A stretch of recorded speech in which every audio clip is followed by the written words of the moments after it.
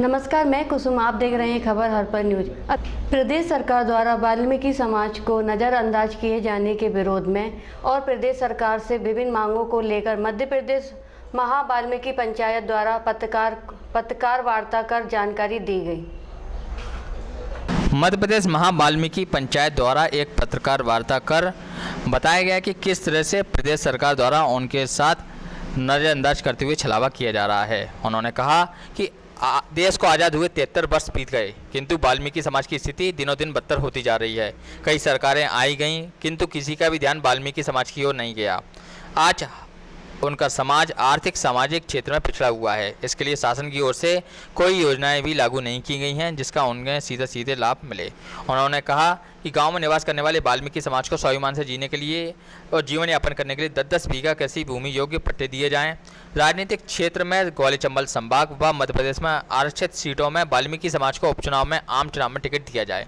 मध्य प्रदेश के समस्त विभागों में ठेकेदारी प्रथा को समाप्त किया जाए। मध्य प्रदेश में अनुसूचित जाति की 48 जातियां हैं। इन जातियों में वाल्मीकि समाज को आरक्षण का वास्तविक लाभ नहीं मिल रहा है।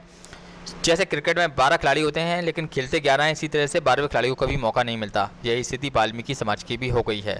उन्होंने कहा कि मध्य प्रदेश के सभी नगरीय निकाय में विनियमित कर्मचारियों को नियमित किया जाए और आउटसोर्स के सफाई कर्मचारियों को सरकारी कर्मचारी भी घोषित किया जाए। उन्होंने कहा कि सफाई कर्मचारियों के साथ भेदभाव न किया जाए। उनका क्राइटेरिया 500 वर्ग मीटर के हिसाब से बोर्ड लगाकर तैयार किया जाए। इसके साथ ही उनके द्वारा कई अन्य मांगें भी रखी गईं। इस प्रेस वार्ता में मुख्य रूप से ओम प्रकाश पवार, सीताराम पारचे, गोपाल चौधरी, पृथ्वीराज चौहान, बिशंबर गौर, मनोज चौधरी, राजेश खरे, मनोहर चौधरी, शुभम गोरे, रजत करौसिया, नानू नेताजी, रामपाल गेंगट, विक्रय हरिया, राकेश गेंगट, बबीता गोलदोलकर, पुष्पा मोरे, नेहरू मोरे आदि उपस्थित थे। आंदोलन पहले मौखिक पे लिखित फिर सड़कों तक धीरे धीरे करके आएगा। कब से करेंगे आंदोलन? बस धीरे धीरे इसकी शुरुआत है। अभी पहले मौखिक देंगे, लिखित देंगे, अपनी बात सीएम तक, राज्यपाल तक पहुंचाएंगे। अगर वो बातों पे अमल नहीं होता तो धीरे धीरे करके सड़कों तक उतरने की नौबत आ जाएगी। और ये जब तक जारी रहेगा, जब तक ठेका प्रथा पूरा प्रदेश देश से ख़त्म नहीं हो जाएगा। अगर नहीं है तो ये धीरे धीरे करके हमेशा चलता रहेगा। कोई भी मांग, हाँ, दूसरा हमारी वाल्मीकि समाज की जो ठेका प्रथा से जो सरकार ने कमर तोड़ दी है, तो वो इतनी बदतर कर दी है कि कोई भी आदमी 6,000-7,000 रुपये में अपने घर का पालन पोषण नहीं कर सकता, ना अच्छे कपड़े पहन सकता, ना अच्छा खाना खा सकता। अगर सरकार को वास्तव में अगर लगता है कि वाल्मीकि समाज हमारी आखिरी पंक्ति का व्यक्ति है, जो श्यामा प्रसाद मुखर्जी ने कहा था भारतीय जनता पार्टी के ने कि वाल्मीकि समाज का अगर उद्धार करना है तो आखिरी पंक्ति के व्यक्ति को आगे लाना होगा। हमें तो ऐसा लगता है कि हमारी जो केंद्र सरकार में मोदी सरकार बैठी हुई है, वो हमारे लोगों का जरा भी ख्याल नहीं कर रही है। अगर वो सिर्फ बातों में और भाषण में कहती है, क्योंकि मैं भी भारतीय जनता पार्टी का कार्यकर्ता हूँ, मुझे भी सालों हो गई है। अगर टिकट की बारी आती है, अगर कोई बड़े पद की बारी आती है, तो वो धीरे धीरे करके समझा बुझाकर बिठाल देती है। अरे बैठ जाओ, तुम्हारी संख्या नहीं है, तुम्हारा ऐसा नहीं है। तो मैं सरकार से चाहूँगा कि प्रत्येक जो अनुसूचित जाति की 47 जातियाँ, 47 जाति में वाल्मीकि समाज का भी कहीं ना कहीं प्रतिनिधित्व होना चाहिए। ग्वालियर की बात करें तो ग्वालियर में परिषद में हमारी स्थिति इसलिए बुरी है क्योंकि हमारा कोई भी प्रतिनिधित्व करने के लिए वहाँ एक भी ना तो चुन के जाता पार्षद, न एल्डरमैन बनाते। क्योंकि सरकार को मालूम है अगर ये व्यक्ति, सोता हुआ व्यक्ति, अगर इनको उठाएंगे और ये जाग गए तो धीरे धीरे करके वो अपनी समाज को भी उठाने का काम करेंगे। इसलिए सरकार चाहती है कि ये तो सोए हुए व्यक्ति है, ये सो रहे, इनको सोने दो, इनको उठाने का काम नहीं करें। क्योंकि आपने अभी कहा था कि जी शासनकाल से भी हाँ, और मैं दूसरा चाहूँगा कि हमारी स्थिति, हमारे जो बुजुर्ग बताते हैं कि हमारे लोगों की स्थिति अंग्रेजों के टाइम पे बहुत अच्छी थी, क्योंकि वो लोग भेदभाव नहीं करते थे। आज सरकार कहती है टच और नॉन टच, तो मैं चाहूँगा कि अगर सरकार कहती है टच माने होता है किसी से छू लेना, नॉन टच होता है गले तो मिल लेंगे पर उसको है ना भारी रूप से गले मिले। अंदरूनी तो सरकार, कोई भी सरकार वो चाहती है कि इनका पहले शोषण हो रहा था, आज भी शोषण होता है, ये कभी ऊपर नहीं उठे। इसलिए हमारे जो बुजुर्ग बताते हैं, जो इनकी 90 साल और 100 साल की उम्र है, कहते हैं कि अंग्रेजों के टाइम पे हमारे वाल्मीकि समाज के लोग बहुत अच्छे थे। हमारे आज भी बुजुर्ग मौजूद है, वो जीवित है, उनकी 100 साल से ऊपर उम्र हो चुकी है, सभा से 110 साल 105 साल। वो कहते हैं अंग्रेजों के टाइम पे बहुत अच्छी स्थिति थी, क्योंकि सरकार कहती है कि एक तरफ तो कहती है देश का विकास हो रहा है, हमारे समाज की स्थिति तो इतनी बुरी होती जा रही है 72 पे। क्योंकि भाई अगर व्यक्ति को सरकार अभी चाहती है कि अगर किसी की कमर तोड़ना है तो उसका रोजगार छीन लो। अगर रोजगार छीन लेंगे तो कई व्यक्ति कुछ भी नहीं कर पाएगा जीवन में। महापंचायत का जो अपने प्रेस वार्ता रखी है, इससे क्या आप संदेश देना चाहते हैं समाज को या सरकार को? इस वाल्मीकि महापंचायत की प्रेस कॉन्फ्रेंस के माध्यम से हम सरकारों को संदेश देना चाहते हैं, चाहे वो भारतीय जनता पार्टी की सरकार हो, चाहे वो कांग्रेस की सरकार हो। हमारा जो मूल उद्देश्य है, देश की राजनीतिक पार्टियों को संदेश देने का हमारा मूल उद्देश्य है। और मूल उद्देश्य का मेन जो कारण है वो ये है कि वाल्मीकि समाज के लोग आज़ादी के 73 वर्ष बाद भी बहुत पिछड़े हुए लोग हैं, जबकि वाल्मीकि समाज पूरे देश में बहुत बड़ा बहुसंख्यक समाज है और इस समाज की हमेशा अवहेलना की गई है। इस समाज के लोगों को आज तक किसी भी पार्टी में प्रतिनिधित्व का कोई अधिकार नहीं दिया गया है, चाहे वो विधानसभा के क्षेत्र में हो, चाहे वो लोकसभा के क्षेत्र में हो। और तो और ग्वालियर चंबल संभाग से जो छोटे छोटे जो पदों का जो आवंटन होता है, जो एल्डरमैन जैसे पदों का भी आवंटन जो होता है, उन पदों से भी उनको दूर रखा जाता है। इस प्रकार का दुर्व्यवहार अन्य पार्टियाँ क्यों कर रही हैं? आपने ये जो समाज के लोगों से या यहाँ पर जो पार्टियाँ हैं, उन पार्टियों से आपकी क्या मांग है, या सरकार से, गवर्नमेंट से आपकी क्या मांग है, क्या आप उनसे रखते हैं? हमारी जो मांग है वो केवल राजनीतिक पार्टियों से मांग है और मांग सिर्फ हमारी। यदि अगर आपकी मांगे वो नहीं मानते हैं तो आगे आपका क्या? अगर हमारी जो लोग मांगे नहीं मानते तो पूरा संपूर्ण वाल्मीकि समाज रोडों पर, सड़कों पर उतरेगा, धरने करेगा, आंदोलन करेगा और अपनी आवाज़ को एक मत बुलंद रूप से उठाएगा कि वाल्मीकि समाज मांगे हैं वो क्या है? हमारी जो विशेष मांग है, सबसे पहले वाल्मीकि समाज के लोगों को टिकट पर लड़ने का अधिकार दिया जाए, चाहे वो भारतीय जनता पार्टी हो, चाहे वो कांग्रेस पार्टी हो, चाहे जो भी पार्टी हो। जो वाल्मीकि समाज के लोगों को स्पेशल ये अधिकार दिया जाए कि हमारा वाल्मीकि समाज के कैंडिडेट को यहाँ से टिकट दिया जाएगा, उनको नेतृत्व करने का अधिकार दिया जाए अपने ग्वालियर के मध्य प्रदेश के उच्च शिक्षा मंत्री मोहन सिंह यादव गुरुवार को ग्वालियर पहुंचे। मंत्री ने जीवाजी यूनिवर्सिटी के टंडन सभागार में अंचल के महाविद्यालयों के डीन के साथ बैठक कर शैक्षणिक कार्यों का जायजा लिया। मंत्री यादव ने परफॉर्मेंस को तो तारीफ की, लेकिन माना कि अगर स्टाफ ने समर्पण की भावना से काम किया होता तो नतीजे और अच्छे होते। ग्वालियर के एक दिवसीय दौरे पर आए मध्य प्रदेश के उच्च शिक्षा मंत्री मोहन सिंह यादव ने जीवाजी विश्वविद्यालय के टंडन सभागार में विश्वविद्यालय से संबद्ध महाविद्यालयों के डीन और संकाय अध्यक्षों के साथ एक बैठक की। बैठक में शैक्षणिक सत्र की बाधाओं और ज़रूरतों पर चर्चा की। बैठक के बाद उच्च शिक्षा मंत्री ने बताया कि हमारी तैयारी पूरी है, जल्दी सारी परीक्षाएं कराकर परिणाम जारी कर दिए जाएंगे। आगामी शैक्षणिक सत्र में देरी ना हो, इसके लिए भी तैयारियाँ की जा रही हैं। उच्च शिक्षा मंत्री मोहन सिंह यादव ने जीवाजी विश्वविद्यालय में हुए शोध और आविष्कारों की जानकारी के आधार पर कुलपति प्रोफेसर संगीता शुक्ला की तारीफ की। मंत्री यादव ने खुशी जताई कि जीवाजी विश्वविद्यालय कैंपस बहुत अच्छा है, अच्छे काम हुए हैं, लेकिन वीसी प्रोफेसर शुक्ला को अगर स्टाफ का सही समर्पण मिला होता तो नतीजे और भी अच्छे हो सकते थे। ग्वालियर से हमारे संवाददाता की खबर। का बहुत अच्छा कैंपस है। मैं वाइस चांसलर को बधाई दूंगा, मैडम संगीता शुक्ला जी को। और जिस प्रकार से बाकी लोगों ने भी चिंता की है, स्टाफ अगर डिवोटी होता तो उसका रिजल्ट आता है। मेरी अपनी ओर से बधाई। कोविड की वजह से जो बच्चों की पढ़ाई का नुकसान हो रहा है, वो तो अभी बात होगी मेरी, काफ़ी हद तक हमने परीक्षा चालू कर दी है। आज से परीक्षा स्टार्ट भी हो गई है और फाइनल की यूजी की दोनों की एग्जाम आराम से हो जाएगी। मीटिंग में क्या कहेगा? बहुत अच्छा बाद में बता देंगे। ग्वालियर राज्य साइबर पुलिस ने एवं सोशल मीडिया के माध्यम से लाखों की ठगी करने वाला मास्टरमाइंड गिरफ्तार किया है। ग्वालियर राज्य साइबर सेल पुलिस ने एक साथी ठग को गिरफ्तार किया है। आरोपी सस्ती गाड़ियों और अन्य चीज़ों को सस्ते में बेचने के नाम पर ठगी करता था। आरोपी अमित गांधी को भोपाल से गिरफ्तार किया गया है। आरोपी बिहार, झारखंड, राजस्थान के फ्रॉडस्टर से सीख लेकर भोपाल में बैठकर ठगी का गोरख धंधा मास्टरमाइंड पूरे भारत में कर चुका है। लगभग 300 से अधिक लोगों पर अटेम्प्ट लगभग कर चुका है। एक साल से OLX और सोशल मीडिया से ठगी को अंजाम दे रहा था और फर्जी आधार कार्ड पते का इस्तेमाल भी कर रहा था। आरोपी अमित गांधी सबसे पहले न्यूज़पेपर और जस्ट डायल से लोगों के नंबर निकालकर फ़ोन करता था, फिर उनको सोशल मीडिया पर सस्ती गाड़ी, फ्रिज, टीवी, लैपटॉप के फ़ोटो बेचकर झांसे में लेकर लोगों से अपने खाते में पैसे डलवा लेता था। इसके बाद अपने मोबाइल नंबर बदल देता था।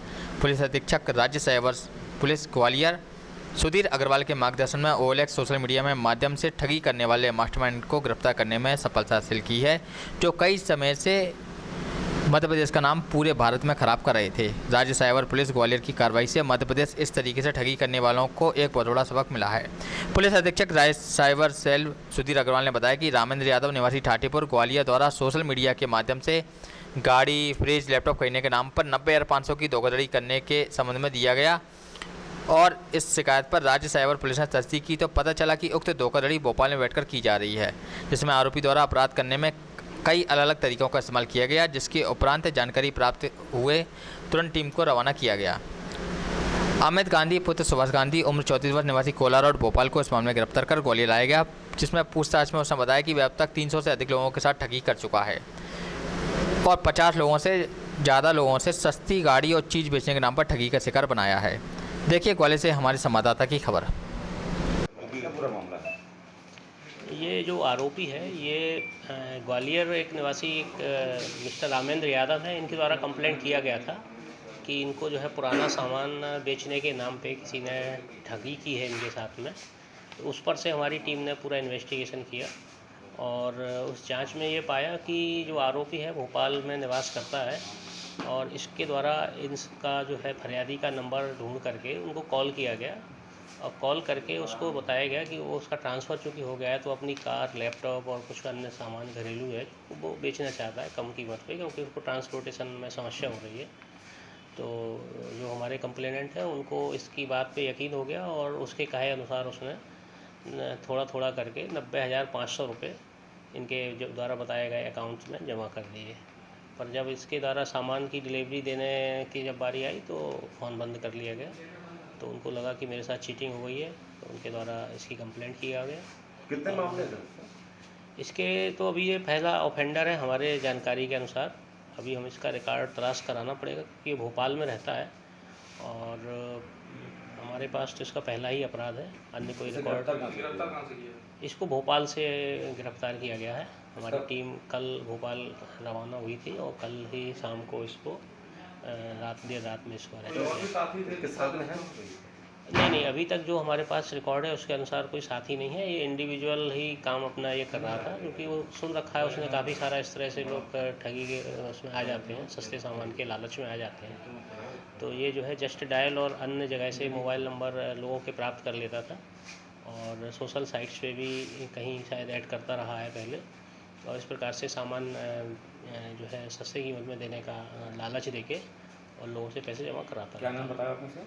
इसका नाम अमित गांधी है और ये भोपाल में रहता है। अभी उसका किराए से मकान था और उसने अभी चेंज कर लिया था तो हमारी टीम को काफ़ी वहाँ पे जाके समस्या भी हुई। उसका मकान चूँकि चेंज कर लिया था लेकिन काफ़ी प्रयास करने के बाद इसको उन्होंने राउंड अप कर लिया है। इसके पास से हमें मोबाइल और सिम और पासबुक मिली है जिसमें इसके द्वारा अकाउंट में पैसे जमा कराए गए हैं।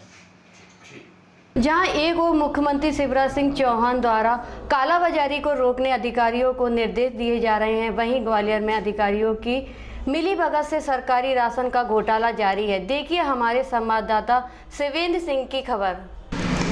जहां एक और मध्य प्रदेश सरकार द्वारा लगातार कहा जा रहा है कि राशन की कालाबाजारी ना हो और राशन की कालाबाजारी करने वालों पर सख्त कार्रवाई की जाए, लेकिन वहीं दूसरी ओर देखने में आ रहा है कि पूरे प्रदेश में राशन की कालाबाजारी तो हो ही रही है, साथ ही खराब क्वालिटी का चावल भी राशन की दुकानों पर और अन्य जगह बांटा जा रहा है, जिसमें कई जगह छापेमारी भी हो चुकी है। इस मामले में ग्वालियर में हमारे संवाददाता ने जब आज ग्वालियर की सहकारी उपभोक्ता राशन दुकानों पर जाकर देखा तो यहाँ पर दुकानदारों ने किसी भी तरह की जानकारी देने से इनकार करते हुए हमारे संवाददाता के साथ बदतमीजी करने की भी कोशिश की।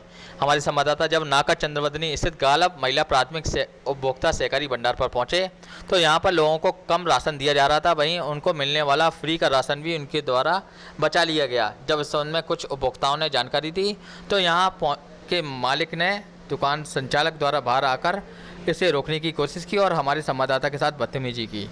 अब देखना होगा कि क्या इन्हें ग्वालियर के बड़े अधिकारियों को संरक्षण प्राप्त है, क्योंकि जिस प्रकार से यहाँ के दुकान संचालक कार्रवाई कर रहे हैं उससे तो यही लगता है कि इनके साथ में पूरा प्रशासन तंत्र खड़ा हुआ है और आम जन को धोखा दिया जा रहा है।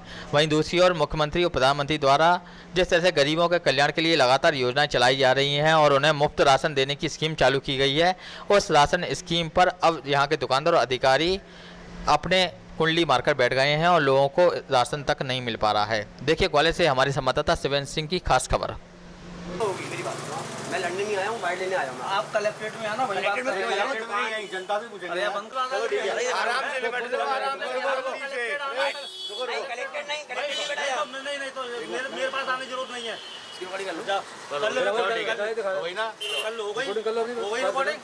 बामौर के मैग्नम स्टील फैक्ट्री प्रबंधक की मनमानी के कारण फैक्ट्री के 3 दर्जन से अधिक श्रमिकों को पिछले 8 माह से वेतन न मिलने से पीड़ित श्रमिकों द्वारा गुरुवार की सुबह 10 बजे बामौर पुलिस थाने में पहुंचे टीआई दिलीप सिंह यादव को अपनी समस्याओं से अवगत कराया गया तथा कल 11 सितंबर से फैक्ट्री से बाहर अनिश्चितकालीन धरने पर बैठने की चेतावनी दी गई। फैक्ट्री कर्मचारी राजन सिंह, गोपाल सिंह, हरीश दुबे, राकेश, लाला राम, ओम प्रकाश तथा महिला कर्मचारी मंजूबाई, गीताबाई ने बताया कि उन्हें पिछले 8 माह से फैक्ट्री प्रबंधक द्वारा वेतन न देकर गुमराह किया जा रहा है, जिसकी शिकायत उन्होंने कमिश्नर, जिलाधीश तथा पुलिस थाने में भी कई बार की, लेकिन आज तक उनकी समस्या की सुनवाई नहीं की गई, जिस कारण श्रमिकों द्वारा 11 सितंबर से फैक्ट्री गेट के बाहर शांतिपूर्ण तरीके से अनिश्चितकालीन धरने पर बैठने की चेतावनी प्रबंधक को दी गई है।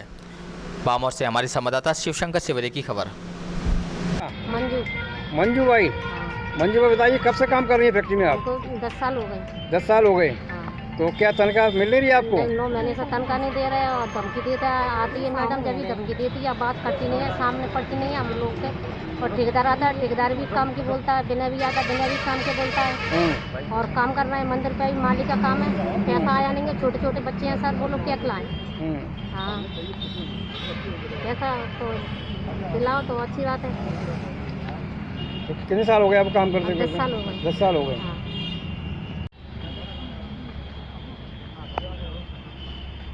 क्या नाम है तुम्हारा? गोपाल सिंह। गोपाल सिंह, गोपाल सिंह बताओ क्या समस्या है? समस्या मैग्नम स्टील में कम से कम 9 महीने से लोगों को सैलरी नहीं दे रही है। सैलरी दे नहीं रहे? क्या कहते हैं? कहते हैं अभी दे देंगे, क्या चक्कर में 9 महीने निकाल दिए लोगों को, जो काम करा रहे फिर सैलरी नहीं दे रहे। 9 महीने तनख्वाह नहीं मिली आपको?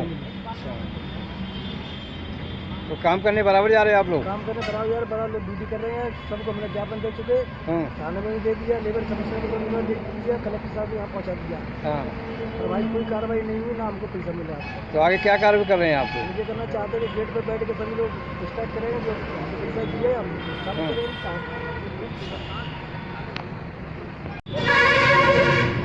क्या नाम है तुम्हारा? हाँ जी, राजेंद्र सिंह चौहान। राजेंद्र सिंह जी। हाँ जी। राजेंद्र सिंह बताओ क्या समस्या है आपकी, यहाँ आए हुए हो, क्या समस्या है? हाँ जी, समस्या ये है कि सर के पेमेंट नहीं मिल रहा, दिसंबर माह से अभी तक पेमेंट नहीं मिला। पेमेंट काहेगा?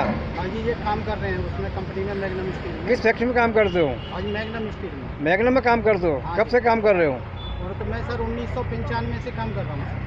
तो क्या तनख्वाह मिल नहीं रही? हाँ, ये तनख्वाह ने दिसंबर माह से रोक दी गई है सर। दिसंबर माह से पैसा नहीं मिला? हाँ जी सर। तो क्या कहते हैं वो? और तो वो है जो, और तो अभी कहने लगी कि मैं दे रही हूँ पैसा, फिर उसके बाद में अब है ना मना कर रही है, मांगते और धमकी देती है। हाँ, तो बोल रही है कि जिसको कि जहाँ पे जाना है और तो जाओ, ये कानून मेरी जेब में रखा हुआ है। और है ना मैं किसी को एक भी पैसा नहीं दूँगी, चाहे तुम सुप्रीम कोर्ट जाओ, चाहे वो लेबर कोर्ट जाओ, चाहे कहीं भी जाओ।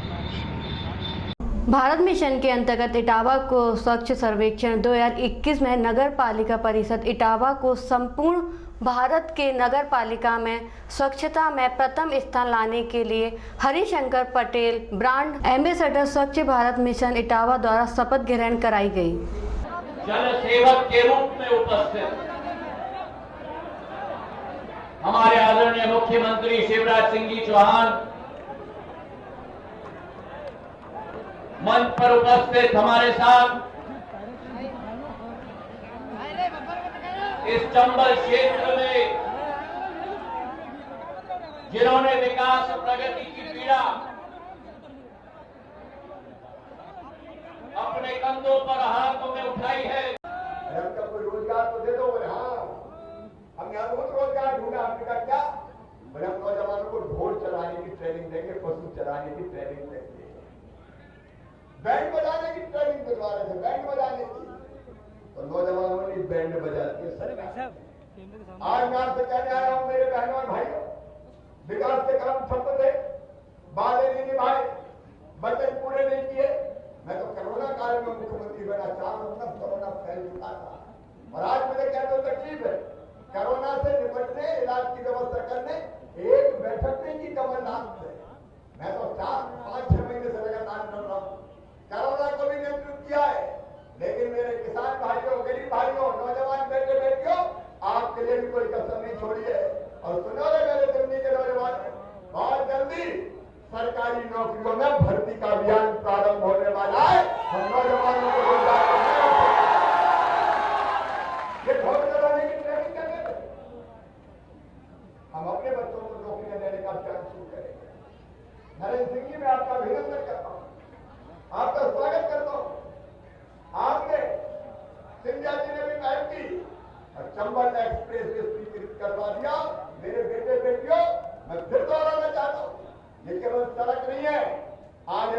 समय में चंबल की इस पवित्र धरती पर कैसे कल कारखाने, उद्योग धंधे टाउनशिप आए और मेरे बच्चों को नौकरी और रोजगार मिल जाए, उसका अभियान है मेरे बच्चों, ये उसका अभियान है। हम नामकरण कार्य भी कर रहे हैं, कल क्या करेंगे उसकी योजना भी बना रहे हैं। मेरे बेटे बेटियों, जितनी योजना थी हमारे बच्चों की कांग्रेस की सरकार ने सब बंद कर दी। मैं गरीब बेटे बेटियों, भारतीय जनता पार्टी की सरकार ने हमने तय किया, किसी जाति समाज के बेटा बेटी हो, अगर गरीब घर जन्म लिया है तो उनके पढ़ाई की फीस, चाहे वो MSTM काम करे और चाहे वो मेडिकल कॉलेज और इंजीनियरिंग कॉलेज में जाए, उनकी फीस उनके मम्मी पापा नहीं भरवाएंगे, मामा शिवराज सिंह चौहान भरवाएगा। भारतीय जनता पार्टी सरकार कांग्रेस कमलनाथ ने योजना बंद कर दी। मेरे बच्चों को योजना फिर से मैं चालू कर रहा हूं, संबल योजना, आप चिंता मत करना। मेरी बहनों, क्या बिगाड़ा था कमलनाथ का? कमलनाथ का हमने तय किया था, मेरी गरीब बहनें बेटा बेटी को जन्म देंगी तो जन्म देने के पहले 4,000 और जन्म देने के बाद 12,000, तो 16,000 रुपए लड्डू खाने के लिए, आराम करने के लिए दिए जाएंगे। कमलनाथ, तुम बहनों के लड़ुआ भी खा गए रे, मेरी बहनों के पैसे बनते हमने तय किया था। मेरी बहनों वाले तैयार नहीं दिख रहे, मुझे सब लोग तैयार है, माता बहने भी तैयार है, तो जोरदार दोनों हाथ खड़े करके नारा लगाएंगे, भारत माता की, भारत माता की। शिवराज सिंह चौहान को आशीर्वाद मिलेगा, शिवराज कटौतिया को आशीर्वाद मिलेगा, नरेंद्र मोदी के हाथ मजबूत करोगे, भारत माता की। धन्यवाद।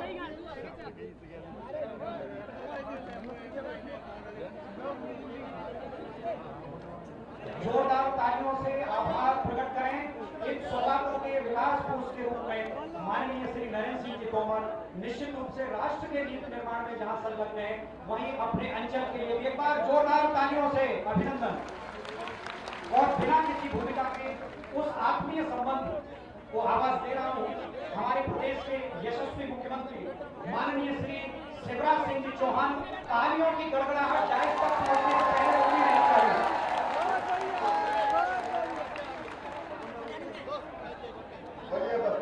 मैया की, भारत माता की, इनकी गालों की।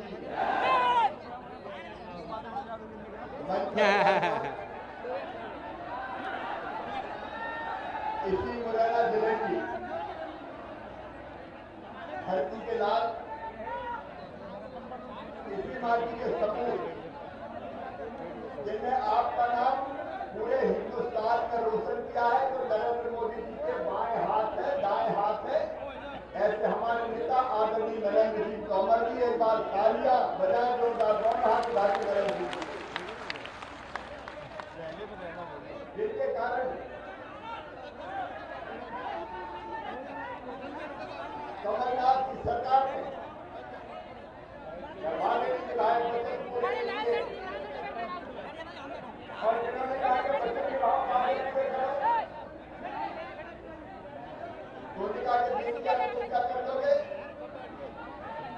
तो श्रीमान सिंह सरकार में सर्वत्र उतरूंगा। उनका उतर जाओ सड़क पे, तो सड़क पे कमलनाथ को ही उतार दिया, सत्ता का पता नहीं है कुर्सी कहाँ चली गई। ऐसे अन्याय के खिलाफ लड़ने वाले हमारे आदरणीय नेता श्रीमान ज्योतिरादित्य सिंधिया जी, एक बार दोनों हाथ ऊपर उठा के ताली बजा के स्वागत कीजिए। मेरी सरकार के यशस्वी मंत्री धनराज मंत्री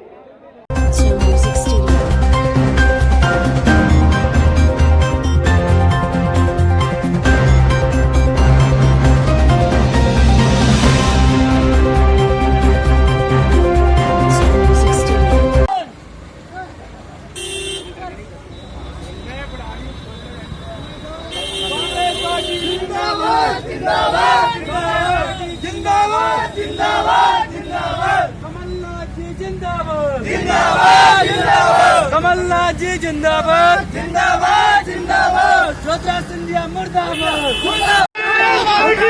डोंगरघाट में दिल्ली विधानसभा में सिंधिया जी आए हैं, जिसका